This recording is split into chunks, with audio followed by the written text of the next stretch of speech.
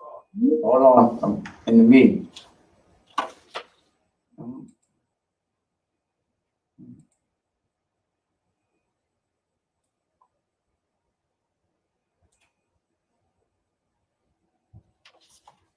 Is it on y'all? Good afternoon, everybody. I'm Carl. I'm a recovery coach here at Capital Recovery. And today we're talking about developing healthy relationships in recovery. And we have, what's your name? My name is Kelly Collins. Kelly here today in person. And this is from verywellmind.com. So if you want this pamphlet here, go to verywellmind.com. So I'll start it off here. It says, if you are trying to maintain abstinence from drugs or alcohol, it is very important that you develop positive, healthy relationships to support you during your recovery process. For most people who go through a professional rehab program, that can mean having to make an entire set of new friends. Avoiding your former drinking buddies or drug using friends is a key step to maintaining your recovery. But it doesn't stop there. Developing new positive friendships with people who can support your recovery efforts can be even more important. And I agree with that. Do you agree with that, Kelly, that you have to, in recovery, that you have to change, like I said, drinking buddies, using buddies? So you have to have new friends, new family. You have to avoid people, places, and things. Yes. I think it's very important. It's very important. I don't hang out with people I used to use with or people I used to drink with, because that's put my recovery and put my life at jeopardy. So that's why I said developing like new relationships and healthy ones, not toxic ones.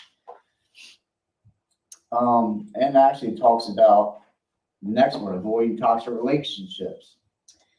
If you are the many people with a substance use disorder, you probably progressed to the point that your primary relationship was with your drug of choice as your addiction depended. Your behavioral repertoire began. That's good. I never heard that one before, huh? That's one of those little Tongue twisters. Yeah. What's your Repertoire. Begin anew narrow so that you spent more of your time and effort with drug or alcohol related activities. If you had any friends left, they were more than likely those you associate with to obtain your substance, or those with whom you drank or used drugs. Yes, very true. For someone trying to maintain recovery relationships with those former associates can be extremely toxic. There is a saying: if you hang around the barber shop long enough, you will end up getting a haircut. I never heard that one. No, you never heard of that one? That's a recovery term. Yeah, I mean, Okay. so it's like in terms of like you hang out with people that you used to hang out with, usually you're gonna end up getting drinking or using. Okay. For someone trying to maintain recovery relationships with those former associates can be extremely toxic. This means if you continue to hang out with the same people you used to use with, you will eventually return to your previous habits. Yeah. It's basically a recovery term. Yeah, I agree. I agree with that. Avoiding toxic relationships. Not even people like drinking or using. Toxic relationships can be, yelling, fighting, verbal abuse, physical abuse. I think toxic relationships really come in more. It's not so much about drinking and drugs.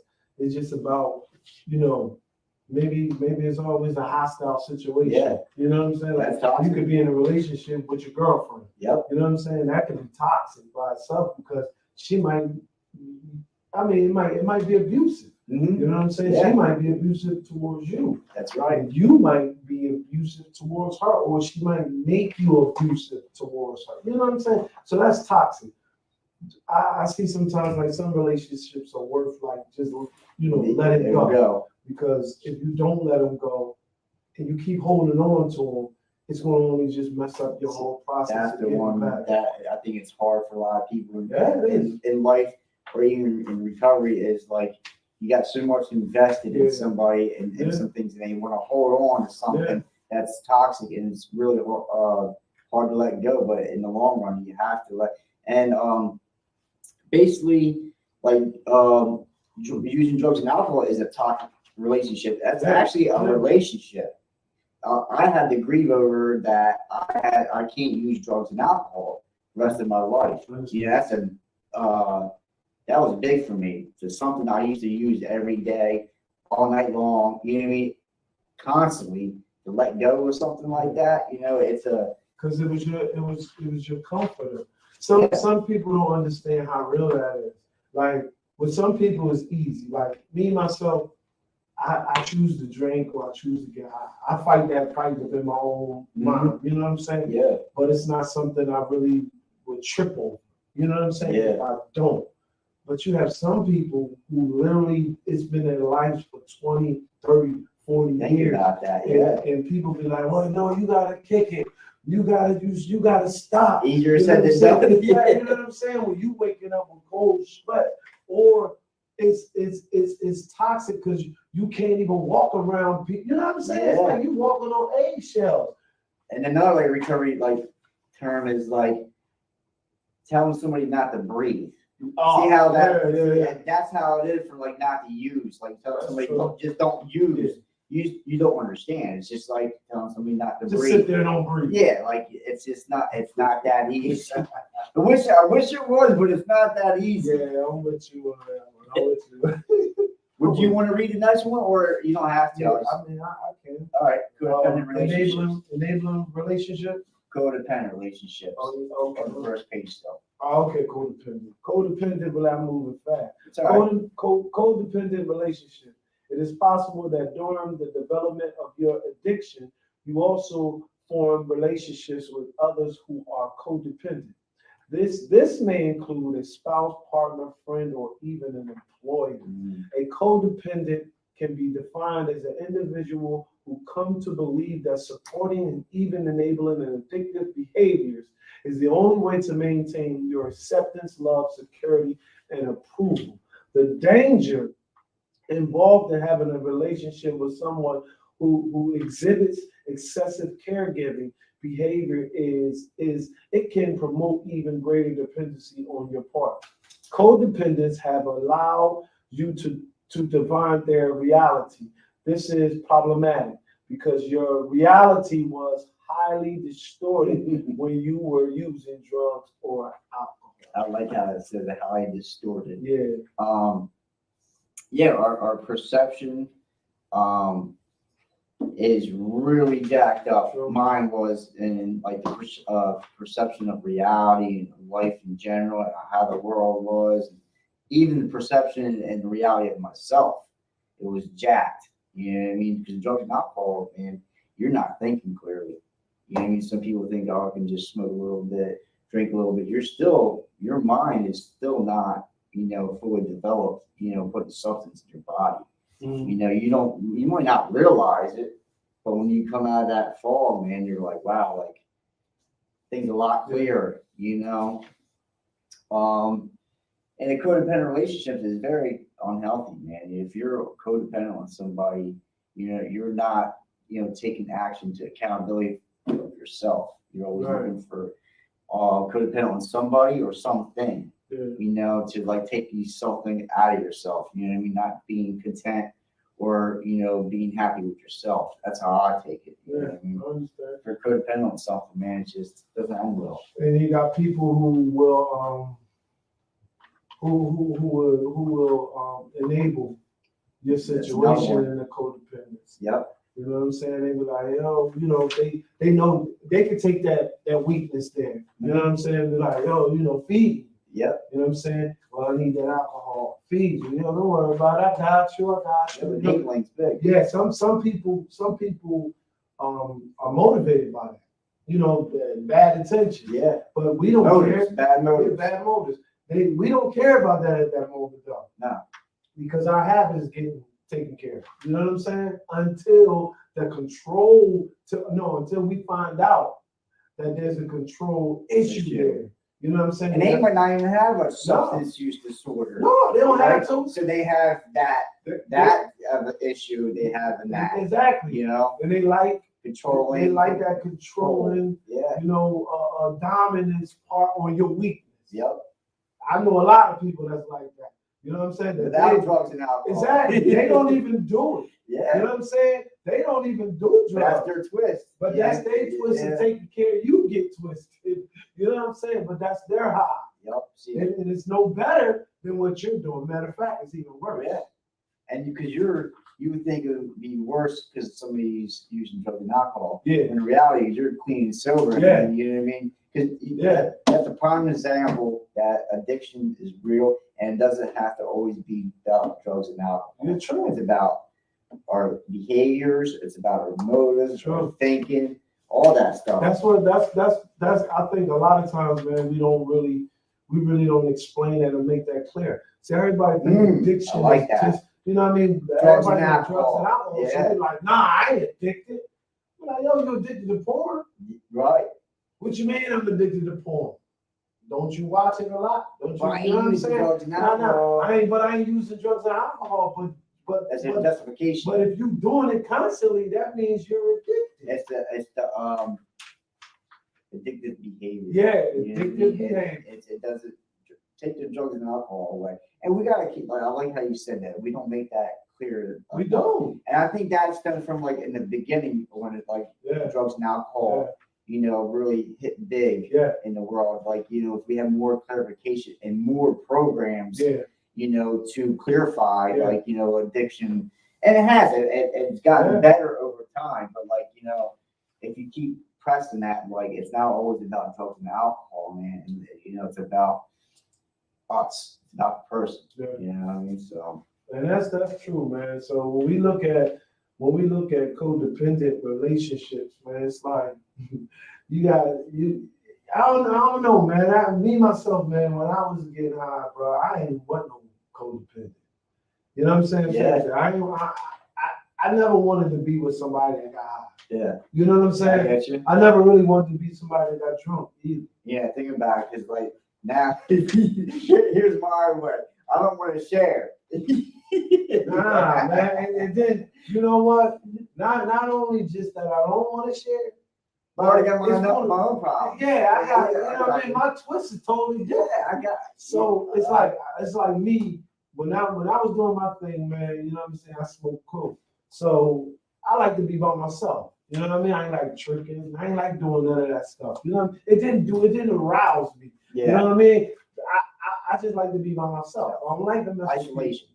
I was totally Part of isolated, disease. man. I would sit back, man. If it was up to me, bro, Yeah. I could have me a whole kilo, bro, and kill myself in a room by myself. You know what I'm saying? I'm just saying, Isolation's part of it, man. because I would rather not be around people. I don't need no codependence. Yeah. You know what I mean? Just like when I was in the world and I was wilding out, I ain't need codependence. You dig what I'm saying? Yeah. Like if I did something, I did it on my own because I was gonna be the only one that was able to tell on me. You Right. feel what I'm saying? Yeah, I So get it. that's where I looked at the codependence. That's more too. responsibility too. Yeah, You got yeah. other people like, Come on. I get it. I get So it. just building on that area, man, it's like, And this is one right here, enabling relationships. yeah, oh yeah. Here we go. Yeah, Come this on, one. let's go ahead. Enabling relationships. Many times codependents exhibit enabling behavior by either directly or indirectly encouraging you to continue drinking or doing drugs. We And just was Talk talking about about that. Enabling can take many forms. Enabling behavior can include making excuses, lying, and covering up for you. These types of behaviors are a way of protecting you from the consequences of your actions. In other cases, enabling can involve outright furnishing you with money for drugs or alcohol. So we just Let's talked talk about about enabling can involve outright furnishing you. So that's what that And back person then, Right. you. is you. They furnishing you with whatever you want. I knew somebody, man, that was good for that, man. They just was like, yo, if I wanted to, like, listen, you ain't got to do this and do this. It's at their expense. Yeah. Right? You're not. You think they might be helping you, But they but not, in the long run, they're harming you and in their benefit. because they study supplying. Yeah. So really, they killing you. And we'll put it on the saying, hey, like, here you go. Here's some drugs or alcohol, right? you don't got no money. Here's some drugs and alcohol, knowing, oh, he's going to bring you some money. You already know You know what that. I'm saying? You got that's your You already primary know that. motive right there. I'm gonna give you this, but I know I'm gonna get this Yeah, back. yeah. You know Because what I know when you get on your twist, I know what you're gonna do. You know what I mean? Yep. You're gonna bring me back something. I know what you do. Yeah, Yep. that was in my baseball park too. Yep. Of course, there's friends with whom you were formerly drank who supplied you with drugs or used drugs with you are your primary enablers. These two types of unhealthy behavior, codependency and enabling behavior, can contribute to your deciding to go back to drinking or doing drugs. Mm. So enabling, you think, for me, I look at it as like, say, oh, you put on my mom, right? Like she's doing it out of love and care. She don't want her son to go through this, and it can be out of love, you know, because when somebody don't know, they don't know, right? We think we're trying to help them, but in the long run, we're really hurting them. You know what I mean? With the money and you know, just it's unhealthy, enabling, and Some people, we do have some family members that mean well, yeah, they mean well. You know what I'm saying? Like, yo, man, I'd rather him than, you know, yep. come to me. My mom said that plenty of times. I'd rather give it to him than him have to go out and steal or rob, whatever the case may be. But at the same time, we play off that. Yep. And then, as Alex eliminate getting bailed out of jail, or it says eliminate consequences. You know what I mean? If we ain't hitting them consequences, hitting them bottoms, you know, that feeds us the more of doing what we want to do. True. You know, so we have to let. I mean, how hard as it sounds, and you know, it might hurt you, but we have to let. You know what an enabler does? An enabler gets in the way of God's hand. Mm. He blocks God's. I haven't heard that one. Because think about it. Every time that enabler, God pull you away. You know what I mean? Because he's trying to, like we was talking about, that consequence. Yeah. You know what I mean? You ain't nothing happening to you. You know what I mean? Now, we don't want you to get shot, killed, and none of that stuff, but you know, there are consequences to this stuff. But we know, like, oh, we do this. My mom or somebody, they bail me out, or they exactly. we know exactly. But you're in the way though. Grandma in the way. Yep. Because every time you get locked up and you call, grandma coming to bail you out, even though she might get mad, mom or dad or whatever the case may be. But she's in the way of your consequences, of you learning from them. You know what I'm saying? Or should I say the other way, learning from your consequences. You know what I'm saying? Like you're not feeling them. So like you said, being protected from the bottom, because every time you're about to fall and hit the bottom, there's a net. Yeah. Always catching you. So you don't learn from it. Because I'm gonna tell you this. Well, I never forget when I got my 5 years in the county. 5-year prison term, first time. And I beat the whole system all the time with the gap. You know what I'm saying? It's like, yo. And I never learned. Go in the county for a little bit, know how to jail, you know what I mean? Yep. 3 hots in the cot, get in there, get a job. Get it in, get out. In and out. I'm good, but I get clean the whole night. And I never came out and just jumped out and got hot. I just put myself in a toxic environment again, slowly but surely. You know what I'm saying? And being at the barbershop, you know what I'm saying? Got a cut later on before you know it. I'm like, I ain't even want to cut, you know what I mean? But being there long enough got me. Or keep going out there doing shout outs. Hey, I'm home. What's up, everybody? Yo, it's good seeing me. Shining. That's another thing. People want to be known. Yeah. We're feeling good, but then it's nice that people recognize you and you doing good and stuff like that. It does make you feel good. But like that can harm you in the long run. Oh, it'll harm you, man. That's why you stay away from doing the shout out. Yep. That's why people place some things. Them 3 things is very big. That's just like if you hung out, if you was in Millville, you hung out in the alleyway, you go back to the alleyway, you're going to end up back in the alleyway. Because a lot of times people will go back to these old places because you're trying to look good, because you know what I mean? You're trying to impress them. Like, I don't get high no more, I don't drink no more. You know how many people we done saw, you know what I'm saying, that they done left and then come back to the crack house, not to get high, but come back to see who? Same people.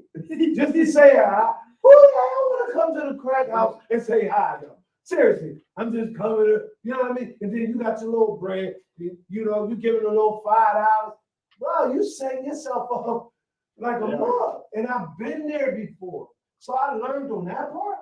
I had to stop doing that. Yeah. You know what I'm saying? Being around those types It's all trial and error. Oh man, but Yeah, I hated the era. You know what I mean? Yeah. And then going back on trial again, and then getting convicted. So when that time, man, the last time when I went to the county, man, That really and that judge, heck yeah, the judge made sure.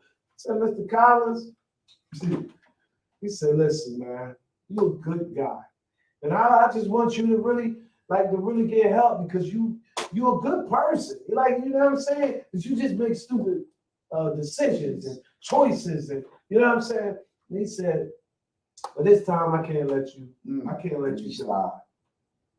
I was like, dang, you know what I mean? I just knew. Like, I was in the jail for like 3 months. I'm thinking, well, let me slide. No, I was in there for like 4 months, 5 months. It's like we're getting time served. Yeah, I'm thinking, well, let me slide. You know what I'm saying? Give me another chance. Man, he said, that's what I'm going to do for you. You will learn this time. He said, I hope that this really works out for you and you become the best in that, you know what I mean, in life and get yourself together. He was like, I sentenced you to 5 years. And man, I was like, y'all sick. Stomach dropped. I got the bubble guts. I'm like, oh no, it did. You know what I mean? Because after being in there already, I was ready to go home. Yeah. But sometimes was I ready? You know? Was I ready at the time mentally? Really, I wasn't. Because I probably would have got out and did the same thing over again. I mean, as crazy as it sounds, he might have saved your life. He saved my life. I can literally tell you that. Yep. I'm sitting here right now from that. You know what I'm saying? Yeah. Because, bro, the way I was living, you know what I mean? I was wilding. You know, I wasn't really no bad dude. You feel what I'm saying? He's wrapped up in, the choices I made, brother. That we're not a lot of bad people. Exactly. A lot of us are not bad. No. Just doing bad stuff. Making bad choices. So with that being said, man, I really look at it as enablers, man. Like the judge could have been an enabler. Yeah, you know what I'm slide saying? Again. Yeah, letting you slide. The judge becomes an enabler, and then he gets tired of it. Because you coming in and out, and you coming before him, giving a lot of chances, and then after a while, he's not doing you a service. He said, Mr. Collins, you came before me 5 times, man, with the same violation, same stuff. You know what I mean? He said, yo, man, I can't let you slide on this one, man. He wanted to because he knew I'm a good person. Right. You dig what I'm saying? But he was like, I ain't helping you because you ain't getting. He's doing you a disservice. Yep. And I got it together after that, man. And the next one is developing healthy relationships. Yes. If you're in the follow-up care with your professional rehab program, your counselor will try to help you identify any damaging or unhealthy relationships in your life that could cause you to relapse. There are a few ways to approach this: changing problem relationships. The counselor will help you work toward changing those relationships in your involvement in them. You might need to work on the relationship itself through counseling or focus on setting boundaries with that individual. Boundaries, very important. That was very important. Identifying supportive relationships. Your counselor or caseworker, you guys are not in treatment right now, but it's just saying if you are in treatment, will also try to help you identify any positive, healthy family or social relationships that you have that can be a support to you in your recovery. If you have no relationships with people who don't drink or use drugs, your counselor will strongly recommend that you begin to develop new relationships. Now, new relationships, you got supportive relationships, you got supportive relationships, and you have relationships to where as though you have developing new relationships. Mm-hmm. Yeah. Supportive relationships I like because it's where as though you got people, man, who really care about you. You know what I'm saying? But you in the supportive relationship, relational part, you hope that those people really, will tell you the truth. You know what I'm saying? Even though you might don't like it. You know what I'm saying? They will tell you the truth no matter what.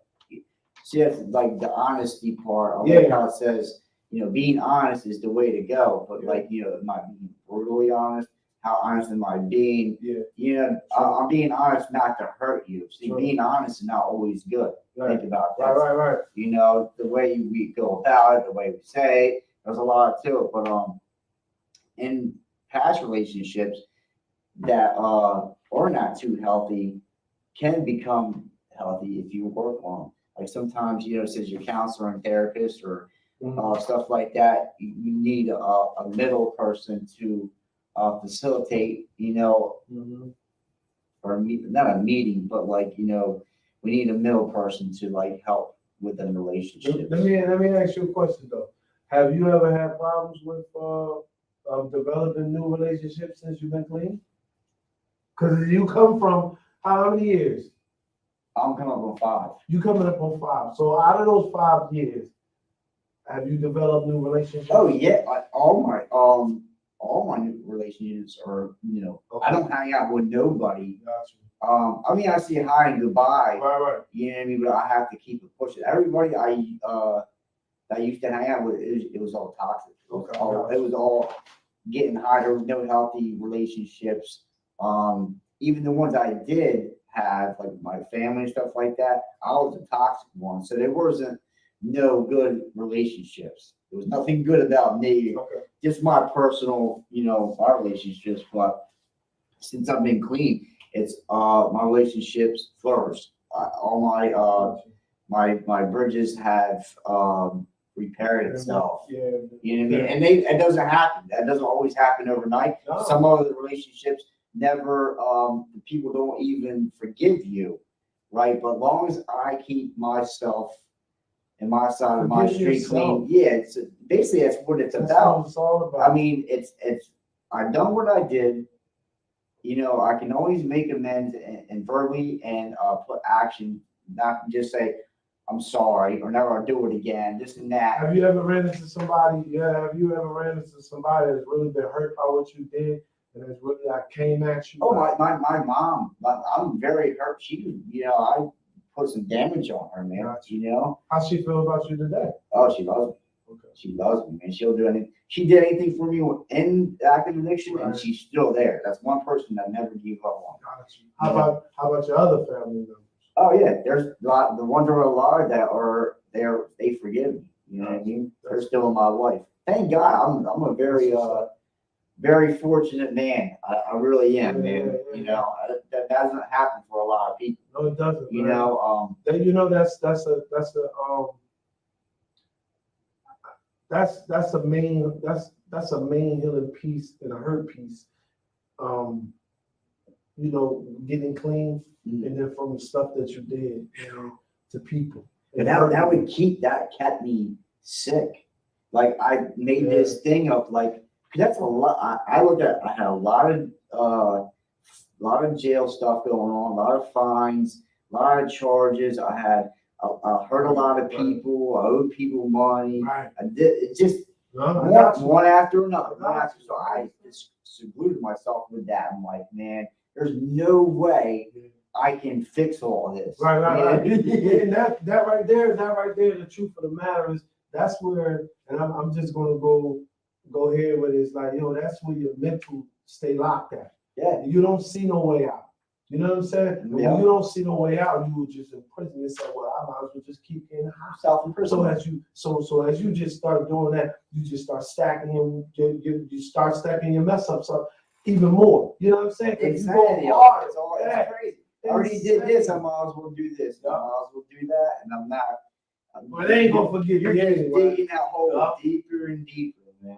Until you actually start forgiving, man, then that stuff start piling up, and then it becomes like a step. Yeah, little by little. You know what I mean? It changes. It might be quicker for you. It might be not for me. Because me myself, man. I came through with a lot of people, man. Forgiving me for stuff that I did. You know what I mean? Yeah. But I look at it, man, and I said I had to forgive myself. You know what I mean? Because I feel bad that I did what I did. Self-forgiveness, you know what I'm saying? If you beat yourself up, but I had to let that go. Because if I didn't let it go, it's hard. Bro, you be on you. There's a lot of people who come out of their addiction, man, and can't live with their regular conscience, with their normal conscience, because you can't get high and escape from it. Yeah. So when those things come and people start screaming at you, I'm talking about that person that you really hurt, that you did something to, and they like, and you can't run to get You're high. not prepared for that. You can't run to go drink. You better hope you got a spiritual awareness, which Well, that's what recovery is about. It's Yeah. about having coping skills. yeah, It's having tools in the toolbox. Yes, It's sir. about having principles. It's work, but anybody can do it. Like, listen, recovery has eliminated me all excuses. That's what I was full of. Gotcha. Excuses. Gotcha. Eliminate that's what people go through and I go through. It's just there's no excuse to me to go use drugs and alcohol or cause harm. You know what I mean? Wow, and so you 5 years clean, but how many years you been in?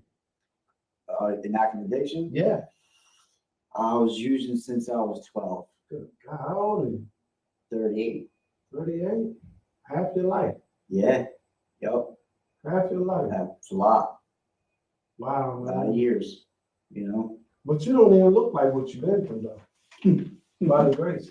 You know what I mean? Charity.